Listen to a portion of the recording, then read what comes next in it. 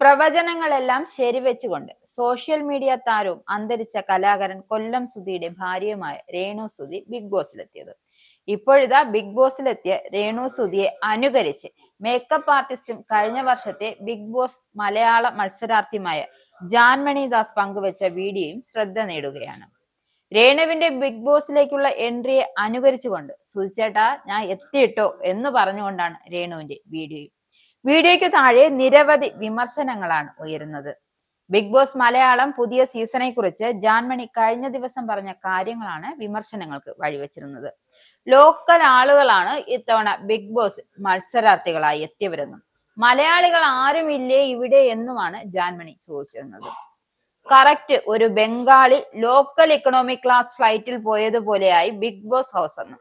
മലയാളികളില്ലേ, കുറെ മലയാളീസ് ഉണ്ടല്ലോ, നല്ല നല്ല മലയാളീസിനെ കൊണ്ടുവരണമായിരുന്നു, സുന്ദരന്മാരെ കൊണ്ടുവരണമായിരുന്നു. ലോക്കൽ സാധനങ്ങളെയാണ് അവർ കയറ്റി വിട്ടേക്കുന്നത്. കണ്ടപ്പോൾ എനിക്ക് വിഷമം വന്നു.